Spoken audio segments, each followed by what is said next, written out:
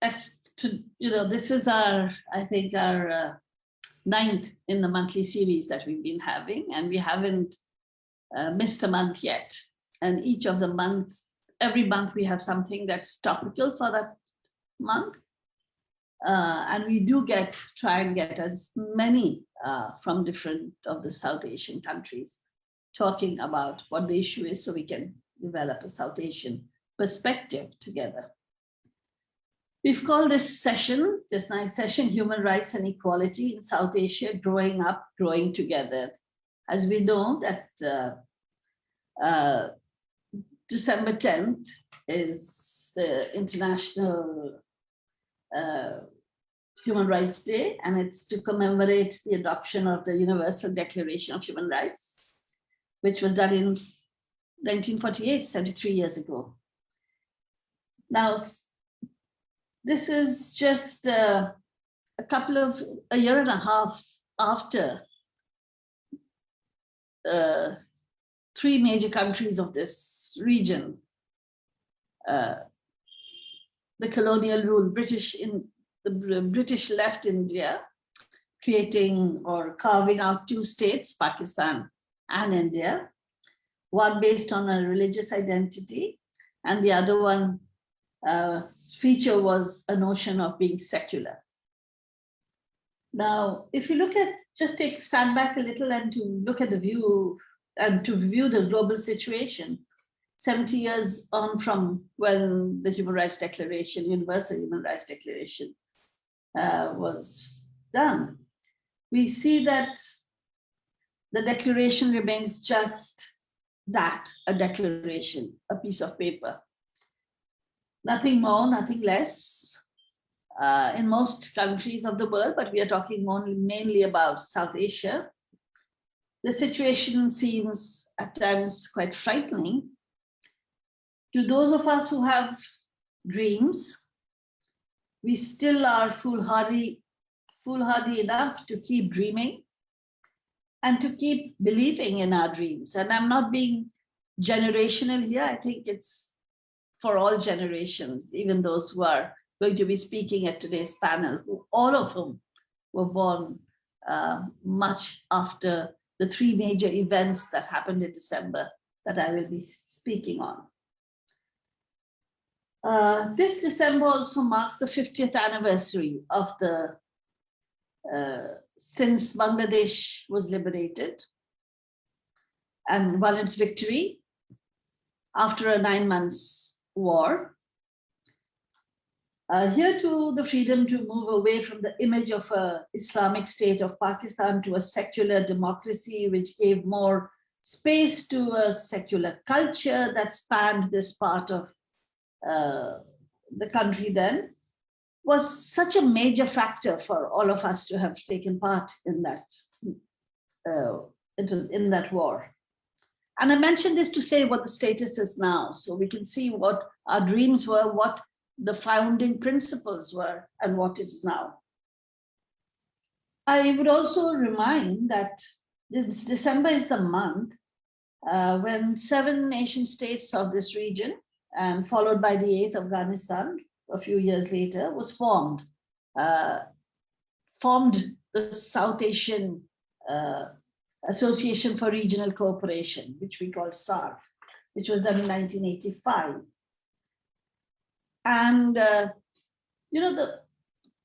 lot of what SARC said also follows what is the Article 1 of the Universal Declaration of Human Rights, that all human beings are born free and equal in dignity and rights.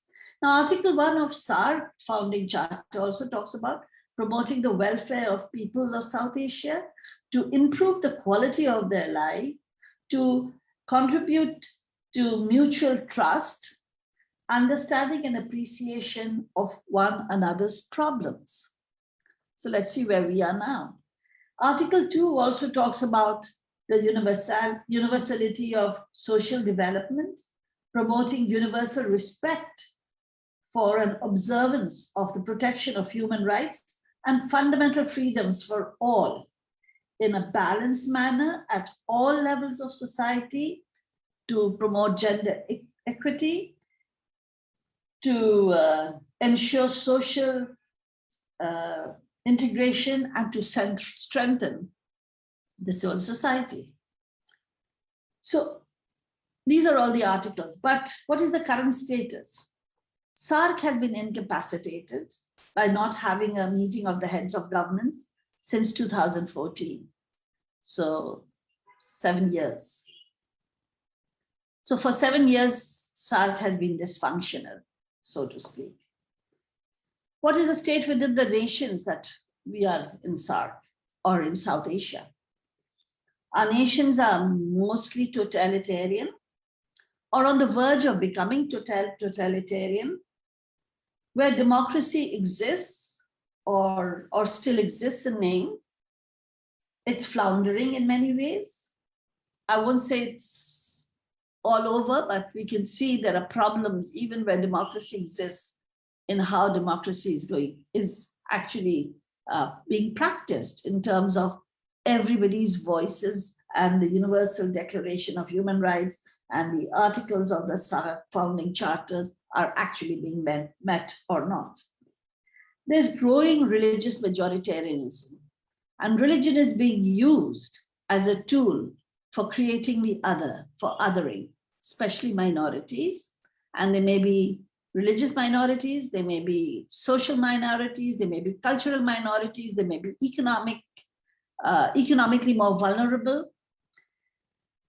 And this has led to also which allows it to prosper and flounder and flourish as much as it has, is the culture of impunity that exists in most of our countries. And I think the quote that was given by Asma was talking about that exactly, that if you agree to what the existing systems are, and then you can go where you wish to go. But if you want to have your freedom and your dignity, you're in problems. Voices of dissent or even simple criticism is faced with the most violent forms of suppression and even strangulation, jail, even being, being killed. This is extrajudicial killing takes place. So the growth, the use, the fostering and use of majoritarian culture and the use of religion in all our countries, and I'm not talking of a religion. And I think when we'll hear our speakers who come from different regions, different countries in this region, where the majority religion is not just the same in all the countries that we are talking about, you will see that that's the same, no matter what the religion is.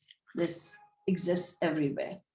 So with this backdrop, we felt that it is important in this month, which is the month for a lot of very important milestones to have taken place, important decisions to have taken place, important institutions to have been built, and which we every year, without fail, we commemorate.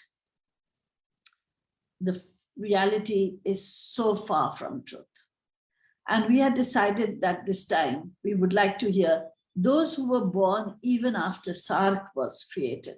So it's not a generation like us who've seen much of this happening, but let us hear, and I think I'll end here, because we're really interested in wanting to hear what the youth of today think of the present, think what all our nations and the region has to offer, how we as a group, do we think we need to link with each other, or are we very comfortable in our own little state and nation and space and not want to talk to each other, just remain within each other? Is it possible? Is it feasible? Is it something that we really want? Is it something that we really need? Is it something that we can do without? I think it's time for us to speak out, for us to be together. And I think it's time for all of us to hear each other. And I want to thank you for listening to me, and I'd hand it over back to Yep, yes.